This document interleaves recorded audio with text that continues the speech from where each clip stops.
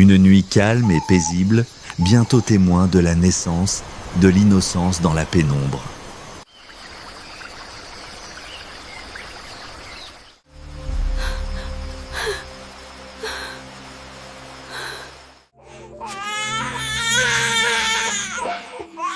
Chima, c'est un garçon. Tu t'appelleras Korogo. C'est avec toi que je récupérerai le vélard.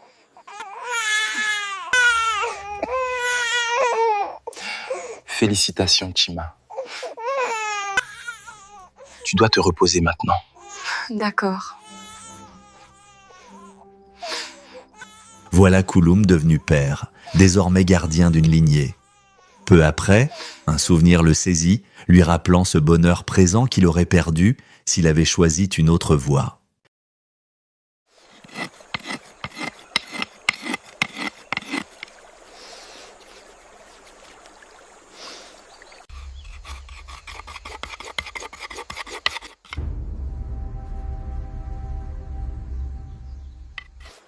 Kouloum, écoute-moi s'il te plaît. Ne pars pas au foyer originel. J'ai un mauvais pressentiment. N'y va pas. Je dois y aller, Chima. Kemet porte le vélard. Il n'a pas ce droit. Le vélard ne se prend pas par la force. Pour l'avoir, il te faudra tuer Kemet. Tuer Kemet, c'est faire de Maya ton ennemi. Tu sais ce que cela signifie. Maya ne respecte aucune frontière quand elle croit agir pour le bien. Elle est dangereuse. Assez, Chima. Rien ne me fera changer d'avis.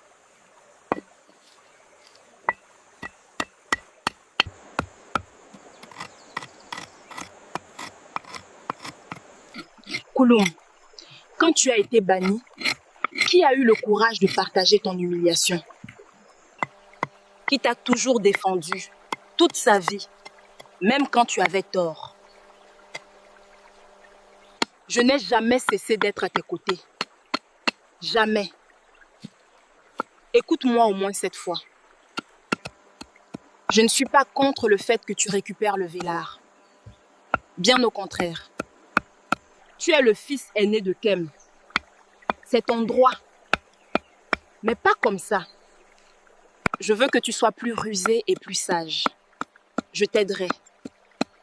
Mais ce n'est pas le bon moment. Je suis enceinte, Kouloum. Enceinte? Oui, Kouloum. Tu deviendras père. Tu auras une lignée.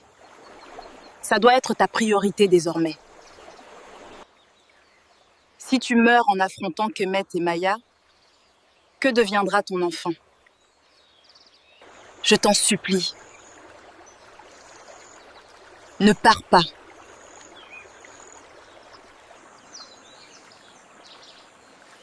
Ok, j'ai compris.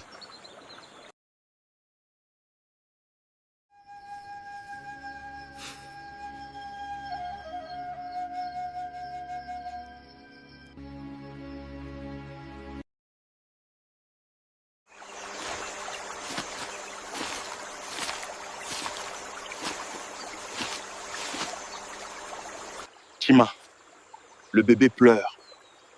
Il faut partir l'allaiter. Mais qu'y a-t-il? Qu'est-ce qui ne va pas? Je pense à Maya. J'aurais voulu qu'elle voie mon fils. J'aurais aimé qu'elle soit à mes côtés, comme autrefois. Ma sœur me manque. Maya et les autres appartiennent désormais au passé. Va d'abord t'occuper de notre avenir qui pleure.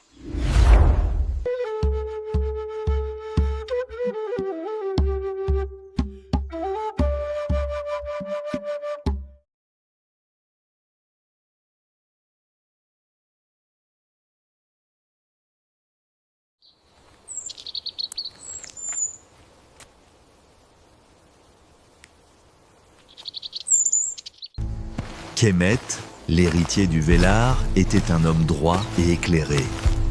Fidèle aux préceptes du Créateur, il honorait ses aïeux, servait les forces éternelles avec ardeur et vivait selon la sagesse transmise par ses parents.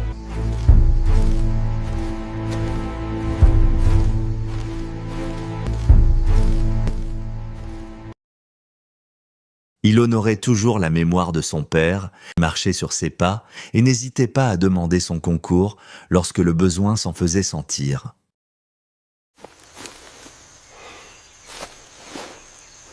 Père, bonjour. C'est ton fils, Kemet.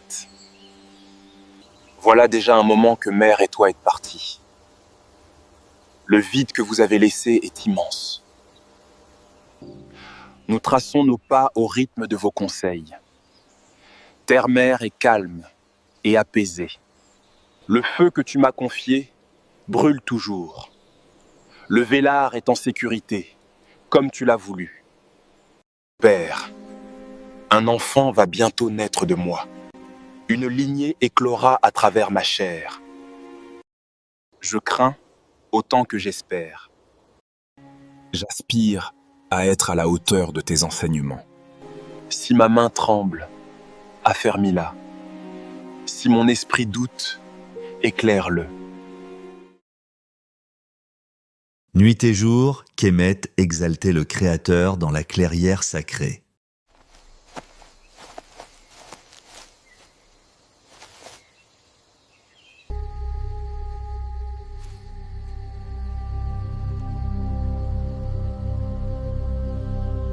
Ava, je t'appelle ainsi, car tu es souffle et infini. Créateur de toutes choses, sans forme ni fin, je me tiens devant toi. Je serai bientôt père. Dissipe les doutes qui m'assaillent et fais que ma main reste ferme. Accorde-moi un enfant capable de suivre tes voies et de servir la lumière toute sa vie. Guide-moi, afin que je sois un père digne et un guide sage. Restés aux côtés de Kemet, Maya et Lomé nourrissaient l'une pour l'autre un amour indéfectible. Maya étant enceinte, Lomé, sa sœur cadette, se consacrait entièrement à sa protection, veillant sur elle avec une vigilance accrue afin de s'assurer qu'elle accoucherait dans les meilleures conditions. Le bébé s'est calmé? Non, il donne toujours des coups de pied.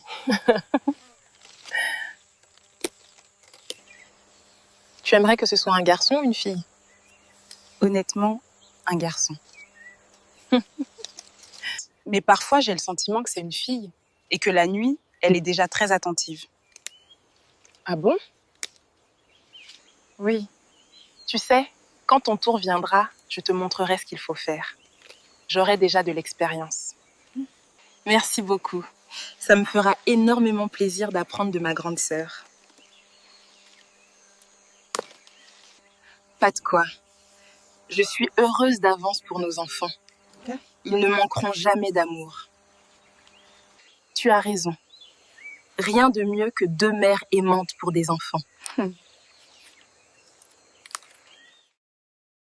Maya devenait silencieuse. Une inquiétude sourde semblait l'habiter, et elle éprouvait le besoin d'en parler à Kemet. Tu sembles préoccupée, Maya. Depuis tout à l'heure, tu ne dis rien. Quelque chose me tracasse et j'aimerais t'en parler.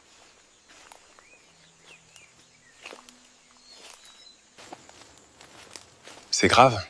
Non, ce n'est rien d'urgent. Alors gardons-le pour ce soir. Le foyer est plus juste pour certaines paroles.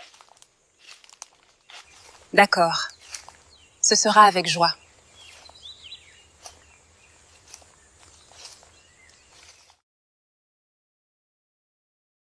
Tu voulais me parler. Qu'est-ce qui te préoccupe? Depuis quelque temps, je sens que je porte en moi une fille. Je la vois même en songe. Moi, je veux un garçon. Je veux un héritier pour toi.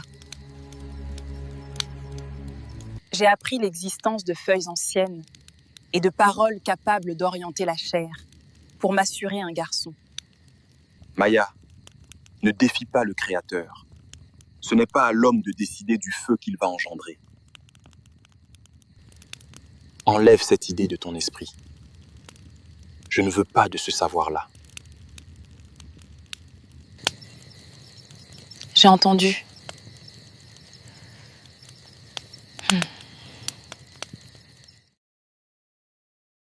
Tard dans la nuit, Maya se réveilla et s'avança dans la grande forêt, au pied des grands arbres. Là, elle accomplit en secret ce que son cœur désirait depuis si longtemps.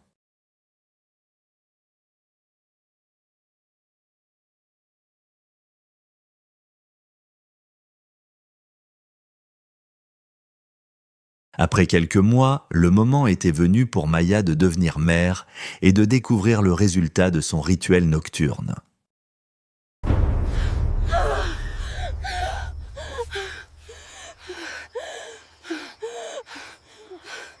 C'est un garçon. Oh non! Oh non! Maya! Maya!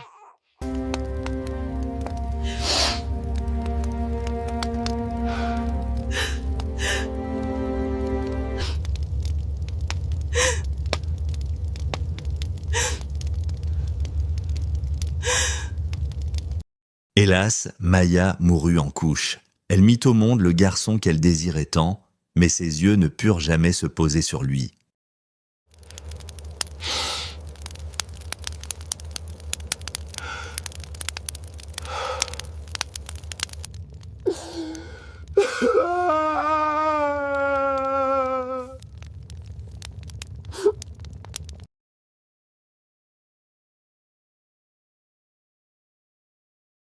Kouloum et Chima eurent 10 enfants après Korogo, dont les garçons Kavosh, Koudou, Kodjo et le benjamin Kavembo. Un jour, Korogo trouva une colombe des forêts et voulut l'emporter avec lui. Korogo, que comptes-tu faire de cet oiseau? Je vais le garder. Le garder? Père ne l'acceptera jamais. Un oiseau, ça se mange, ça ne se garde pas. Celui-ci, non. Il reste avec moi. Je m'en occuperai. Il sera mon ami.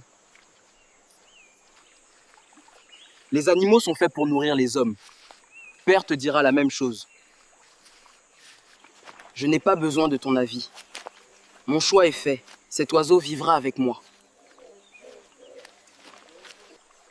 Tu es trop mou pour être l'aîné. Trop tendre. Tu ne tiens rien de père. Kavosh, arrête de me parler sur ce ton. Sinon quoi? Tu ne me feras rien. Tu es faible et mou comme une fille.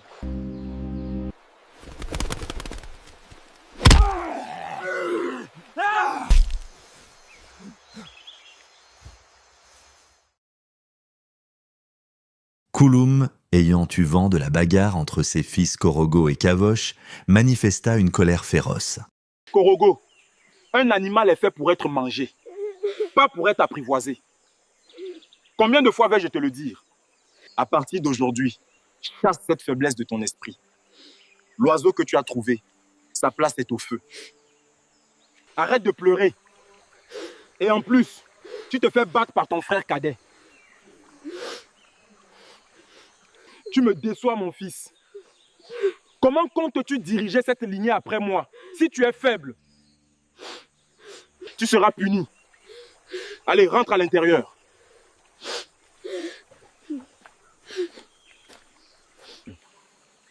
Et toi, Kavosh, comment as-tu osé lever la main sur ton frère aîné? Tu seras battu avant la tombée de la nuit. On ne lève pas la main sur son chef. Je ne tolérerai jamais un tel acte. Tu restes dehors.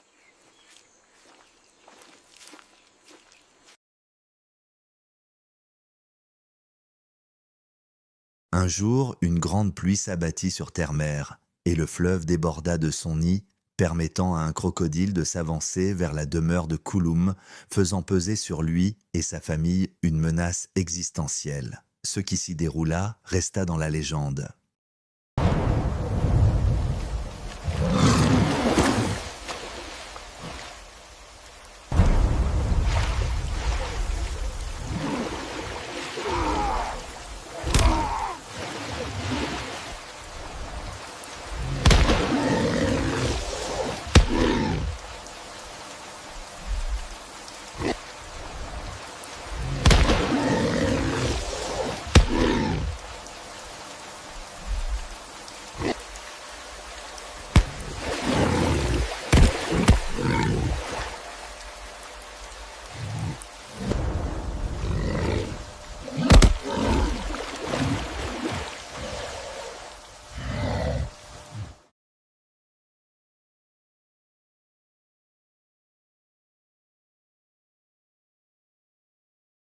Après la disparition de Maya, Kemet et Lomé eurent 12 enfants.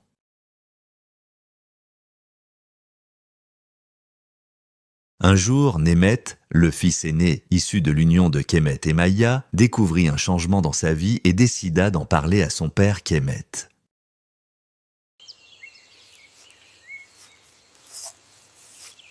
Bonjour, père. Bonjour mon fils. Comment t'es-tu réveillé? Un peu bien. Mais ces derniers jours, je fais des songes étranges. Cette nuit davantage. Au réveil, je me suis dit que je dois te parler de ces rêves. Des songes, tu dis? Maman. Ta mère aussi était comme ça. Vas-y, raconte-les-moi. J'ai vu 5 cerfs. Ils voulaient traverser une rivière. Malheureusement, 4 se sont noyés. Puis, le dernier cerf qui avait atteint la rive s'est fait dévorer par des crocodiles. C'est un songe plein d'enseignements. Ce n'est pas tout, père. J'ai vu autre chose. Dans le second songe, je t'ai vu. Toi et ton frère Kouloum. Vous étiez jeunes. Il était furieux contre toi. Il te reprochait d'avoir trahi son secret.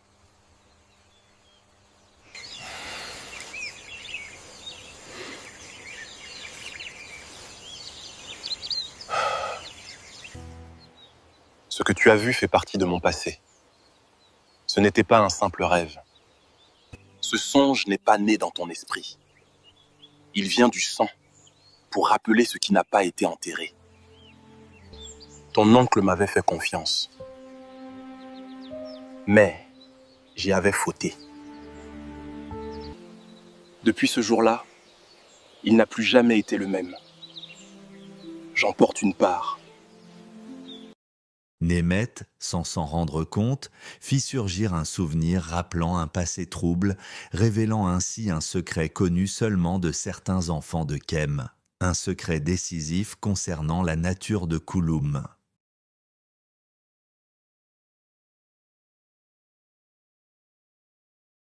Un jour, quelques fils de Lomé conçurent une idée d'aventure. Kouma, je suis fatigué du foyer originel. Il y a trop de règles, trop d'interdits. Cette vie ne me plaît plus. J'ai envie de voir ailleurs, de partir d'ici. Tu sais, moi aussi je ressens ça. On en parle souvent avec Boulou. Mais dis-moi, où voudrais-tu aller? Je pense à la Zonie. On ne nous explique jamais pourquoi c'est interdit. Peut-être que ce n'est pas ce qu'on croit. L'idée me plaît. Tu fais bien d'en parler. D'autant plus que j'ai récemment rencontré un Essarim. Il m'a dit que si je voulais traverser le fleuve un jour, il pourrait m'apprendre comment le faire. C'est une bonne nouvelle. Il faut lui demander de nous montrer. D'accord, je lui demanderai. Je sais qu'il nous aidera. Alors tu es d'accord avec mon idée? Oui, bien sûr. Le foyer originel me lasse tout autant que toi. Ils se réunirent à 5 et décidèrent de quitter en secret le foyer originel pour s'aventurer en Azonie.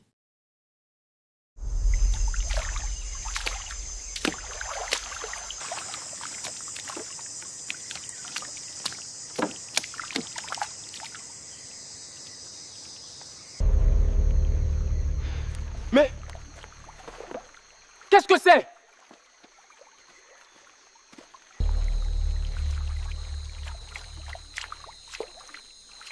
Qu'est-ce que c'est?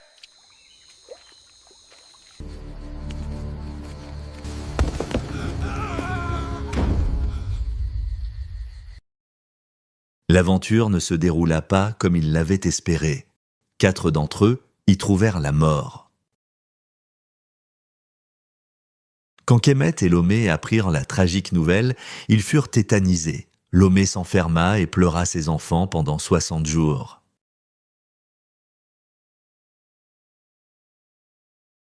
Le lendemain de la tragédie, l'enfant survivant se retrouva sur la rive du fleuve, non loin de la demeure de Kouloum comme rejeté par l'eau.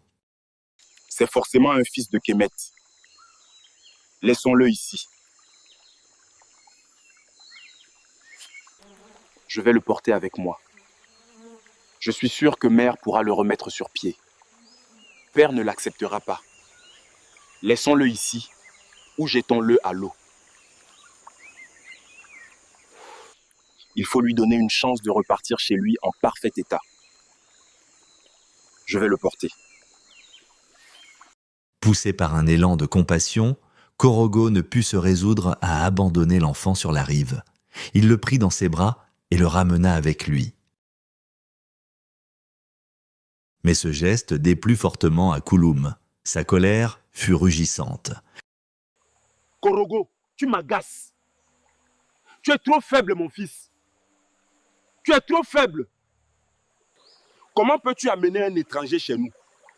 Peut-être a-t-il été envoyé pour nous vouloir du mal. Kavosh, je ne veux pas de ça chez nous.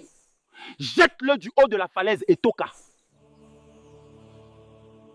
Kavosh s'empressa d'obéir à son père sans la moindre hésitation. Ainsi, le dernier survivant connut une fin tout aussi tragique que celle de ses frères. Une nuit, alors qu'il chassait dans l'obscurité, Kouloum fit une étrange rencontre, un moment mystérieux et un tournant indéniable dans sa vie.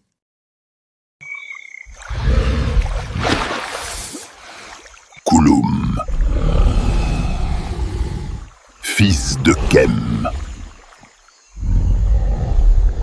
Oui, qui es-tu? Et que me veux-tu? Je suis Doro. Je peux te donner ce que tu veux. Tu ne sais pas ce que je veux. Tu veux le Vélar. Et je peux te le donner. Comment? Korogo. Korogo. Donne-le-moi et tu l'auras. Pourquoi ferais-je cela? Parce que ton désir est plus fort que ton sang. Enfin, ce que Kouloum recherchait depuis toujours devenait possible.